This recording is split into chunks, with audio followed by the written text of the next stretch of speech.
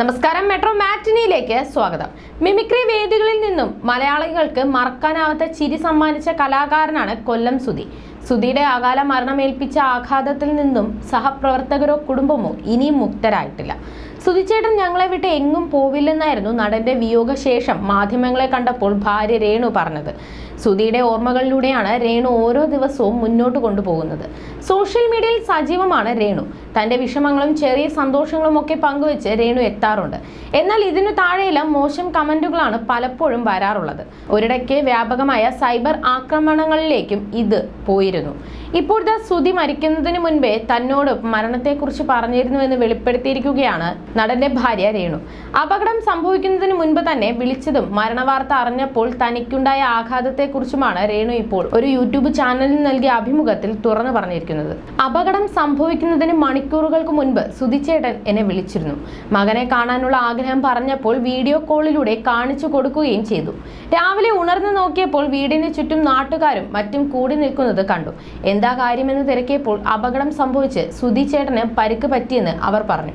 മരിച്ചിട്ടുണ്ടാകില്ലെന്ന് ഉറപ്പായിരുന്നു. സുധിച്ചേട്ടൻ ജീവനോടെ ഉണ്ടല്ലോ അല്ലേ എന്ന് എല്ലാവരോടും താൻ തിരക്കുന്നുണ്ടായിരുന്നു. ആരും പക്ഷേ മറുപടിയൊന്നും പറഞ്ഞില്ല. അപ്പോഴാണ് അടുത്തുള്ള വീട്ടിലെ കുട്ടി ഓടി വന്ന് ബോഡി ഇങ്ങോട്ടാണോ അതോ കൊല്ലത്തോട്ടാണോ കൊണ്ടുവരുന്നതെന്ന് ചോദിച്ചത്.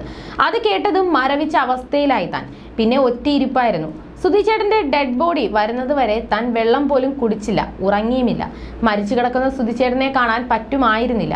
അതിനും തന്നെ പലരും കുറ്റം പറഞ്ഞു. ആംബുലൻസിൽ സുധിച്ചേട്ടനൊപ്പം താനും കിച്ചുവും ഉണ്ടായിരുന്നു. അപ്പോൾ ഞങ്ങൾ രണ്ടുപേരും സുധിച്ചേട്ടൻ കൂർക്കം വലിക്കുന്ന ശബ്ദം കേട്ടു. ചിലപ്പോൾ ബോഡി അനങ്ങിയതിന്റെ വല്ലതുമാകാം, പക്ഷെ ഞങ്ങൾക്ക് കൂർക്കം വലി പോലെയാണ് കേട്ടത്. മരിക്കുന്നത് മുൻപുള്ള ദിവസങ്ങളിൽ ഇടയ്ക്കിടെ മരണത്തെക്കുറിച്ച് പറയുമായിരുന്നു. താൻ മരിച്ചാലും വേറെ വിവാഹം കഴിക്കരുത്, മരിച്ചാലും നിന്നോടൊപ്പം ഉണ്ടാകുമെന്നും പറഞ്ഞിട്ടുണ്ട്. അതുപോലെ വിവാഹത്തിന് ശേഷം ഈ വാഹനാപകടം താൻ സ്വപ്നം കണ്ടിരുന്നുവെന്നും രേണു പറഞ്ഞു. സുധി ഇല്ലാത്ത ജീവിതവുമായി പൊരുത്തപ്പെട്ട് വരികയാണെന്നും മക്കൾക്ക് വേണ്ടിയാണ് താൻ ഇനിയുള്ള ജീവിതമെന്നും രേണു പറഞ്ഞിരുന്നു. പൊരുത്തപ്പെട്ട് തുടങ്ങിയല്ലേ പറ്റൂ. അദ്ദേഹത്തിന്റെ സാന്നിധ്യം ഇല്ലെന്നേ ഉള്ളൂ. ആത്മാവെന്നൊരു സത്യം എന്റെ കൂടെ തന്നെ ഉണ്ടാകുമെന്നും കരഞ്ഞുകൊണ്ട് എന്നാൽ അതെനിക്കും കുഞ്ഞുങ്ങൾക്കുമെല്ലാം നെഗറ്റീവ് ഉണ്ടാക്കുമെന്നും രേണു പറഞ്ഞു. ഞങ്ങളുടേത് പ്രണയ വിവാഹമായിരുന്നു. ഫ്ലവേഴ്സിലെ ടമാർ പടാർ എന്ന ഷോയുടെ പ്രൊഡ്യൂസർ സുബീഷ് എന്റെ സുഹൃത്തായിരുന്നു. സുധിച്ചേട്ടന്റെ പ്രകടനം ഇഷ്ടമായത് കൊണ്ട് തന്നെ ഞാൻ അദ്ദേഹത്തിന്റെ നമ്പർ സുബീഷേട്ടനോട് ചോദിച്ചു. അദ്ദേഹം തന്നിരുന്നില്ല ആദ്യം. കുറെ നാൾ ചോദിച്ചപ്പോൾ തന്നു.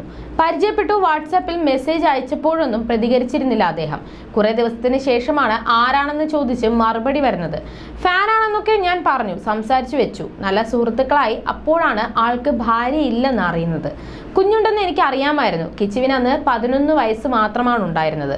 ചേട്ടൻ ചോദിച്ചത് എൻ്റെ മകന് അമ്മയാകാമോ എന്നാണ്. ഞാൻ ഒന്നും ആലോചിച്ചില്ല. എൻ്റെ മരണം വരെ നോക്കിക്കൊള്ളാമെന്ന് ഞാൻ പറഞ്ഞു. അങ്ങനെ ഒരു ദിവസം പോയി അവരെ കണ്ടു. ഇഷ്ടമായി.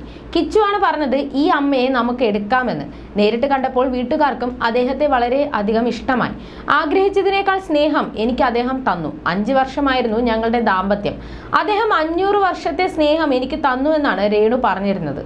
You're watching me and you're watching me on metromatney.com. on metromatney.com. Metromatney.com. metromatney.com. Subscribe for more videos. Subscribe for more videos. Subscribe here for more videos. Subscribe now. Thank you.